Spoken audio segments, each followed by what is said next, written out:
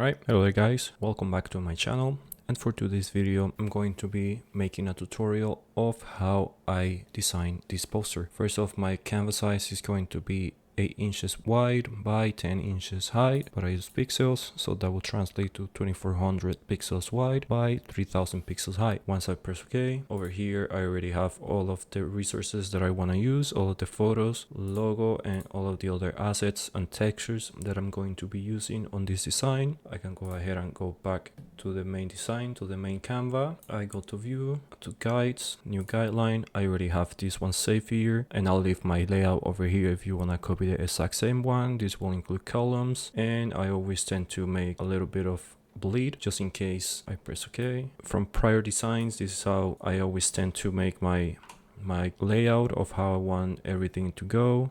Over here is going the main design. Okay, get another one. Around here I want my title, and over here and right in the middle I want some sort of picture photo over here, and then I duplicate it. Let's make it a bit smaller, maybe like that, and this one here and this one here. That should be all right. So over here is going to be the main photo, title, small photos, and down here very small I want some sort of symbols from the movie. This is a rough idea of, I can go ahead and hide this. So title, symbols, main photos, and photos, small photos, just to make contrast from the big one to the small ones. I go ahead to my resources. I want this one to be the main photo. Let's make it bigger around here. Let's bring back the grids. I don't have the middle, so I go ahead and make this one here, and the middle on the height as well. I want the smoke to be more or less or closest to the middle as possible. So once I have the main photo, I can go ahead and delete the grid. Main photo, and here let's turn this red. I can go ahead and delete the background, the white background that Photoshop has as a default. I convert it into a smart object, so I can later on I can make any changes and it would save them. Go to filter, camera raw filter, and try to work just a little bit with the photo just to give it more contrast. And then when I use the effects, it will be more readable and it will look way better than this one. The main photo that I saved is pretty dark, so with this it will help to bring the details more to life. It doesn't have to be anything super crazy, just some slightly edits on the photo. Then I go to details and I reduce the noise just because it looks more pixelated. This is with the noise reduction off, and this is with it on, and this is with the light off and on. Go ahead and save it. If I don't like it, I can just press over here on this arrow and press on the camera raw filter, and it'll save every single edit that I already did, and I can go ahead and just edit it however I want, like the textures, for example. I have this one, and I already know that I want the smoke with the effect that I made the poster with. With the first one, I will have to edit the details on the doll or the smoke. I cannot have both of them at the same time looking nice, but I can go ahead and go to filter gallery, and for the main one I wanted to be slightly detailed, something like that. Now I can go ahead and press Ctrl J. As I explained before, I go to filter gallery and I can go ahead and edit this one.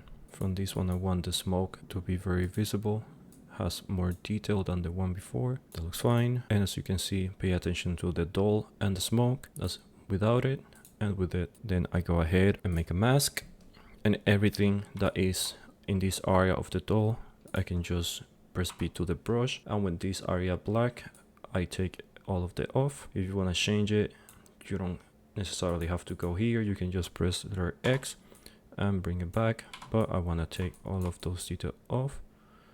And now you can see the contrast. I'll get rid of the grids for now. You can see how much detail the smoke brings. Let's hide these. Let's make it 2. Turn this one to red and maybe this one to orange, so we know one is more important than the other. I have the details over here, and I like the placement. Is right exactly what I wanted. The smoke to be almost in the middle, so I can go ahead and block these two layers since I'm not going to be using them for right now. get rid of the grid. Let's bring the logo, bring it up, and around here, let's place it right in the middle. Let's bring the grid and get rid of the rectangle, tiny bit higher. Let's go ahead right now and turn it to black. Title, let's turn it to green and bring it just up the main photos. Now let's get the symbols, bring the symbols around here.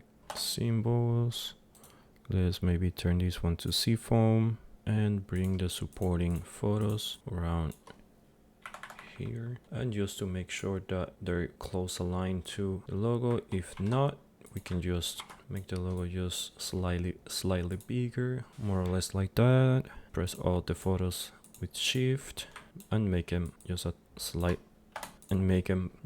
bigger. Let's shoot this photo. Let's go to the middle square, hide it over here and start playing with it. And here I want the stroke to be white. Let's see how it looks in 4 pixels. That looks perfect. Let's bring this photo to here, hide it there, make the stroke 4 pixels, use this photo to this square over here, bring it here, hide it around there, make the stroke 4 pixels again. Let's use this one. Let's use him in the car here, hide it, and with this one let's play a bit around. That looks perfect to me. Maybe tiny bit here, stroke to white, 4 pixels. And the last photo that we're going to be using here is this one. Bring it here, hide it, and try to play around with the face a little.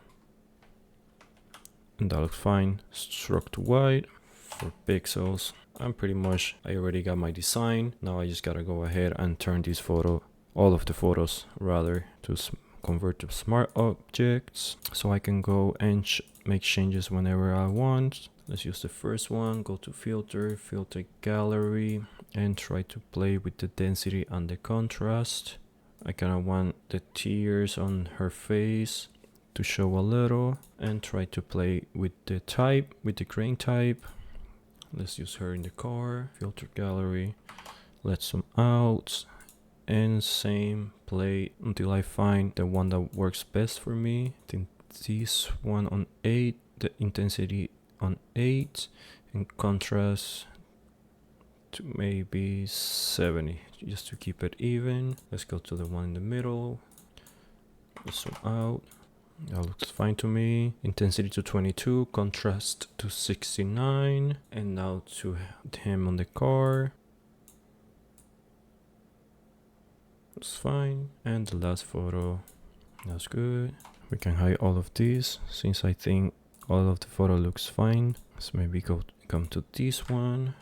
And now I feel like over here, all of these details of the sweater, it compromises the photos. So what I do, make a new layer on top of the main photos, press letter G to the gradients, make it more or less like this big, turn it into a smart object, go to filter gallery, and play around with the grain here. Doesn't have to be anything super crazy, maybe something like that. And what I do, either multiply it or just double click on the layer and break the white out. But in this case I think I'm going to press multiply it and bring it up. The only one that I don't really like is this one right here, so I gotta find a way to hide this detail. Then this one will be the only one that I'll be editing. Let's make a new layer, just paint it black, and now you can see none of the photos compromise with the sweater like this, so you can see the difference. And still over here, if you can see the details, they look the same as these details right here from the texture of the photo, so it doesn't look weird. Everything looks like it belongs together. Let's name these two details, me violet, these two going together. Got the title, let's convert it smart object, so over here in the layer is the same color that in the design. Symbols, this photo car 1, this one, press photo none, and just to keep everything very organized, this is gonna be photo part 2 and maybe Longlegs. Just like that. Let's go to the main photo, block all of these. Let's go back to the resources, bring these over here. Let's block the details. Now what I like to do, I made a gradient map, but let's hide it. Let's bring this one all the way to the top. So what I can do is everything that is supposed to be white should be this red. And in this design, you don't need any sort of detail like this or like that. Let's go ahead and delete the mask layer, color palette. Let's turn this maybe to blue. Delete the square that we got over there. We're not gonna be using it. Now we can zoom in a little just to work with the poster as it should be. Now bring the textures. First one will be this one. Let's bring it down. Let's invert it,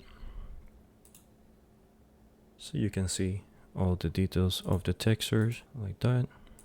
Texture 1, we can block it. Second texture, let's bring it up to the corner like that. Let's invert it because we only want the black details. Let's go ahead and multiply it. That looks perfect to me. Texture 2, and last texture, we can make it way bigger. Right click, flip horizontally, maybe vertically, invert it and multiply it. So once I have everything over here, I can block it with Control G. I have the textures, small photos over here, magenta, maybe this to green. Got the title, let's turn it to indigo. Over here I got the design, and delete this. And once I'm done with the design, I can go ahead and make all of these changes what I like. I got the design over here, I have the title, I have the small photos, and I have the textures and the gradient. And I explained this in another video, but I like to use the gradient maps over here because I can easily reverse the colors or just go to all of the gradient maps that Photoshop might bring, and I can just easily change all of the colors. I can hit OK and reverse it how many times I want to. And this is how I created this poster inspired by the horror movie Longlegs. Consider like and subscribe. Leave me down in the comments if it was helpful for you. Thank you guys for watching, and I'll see you in the next one.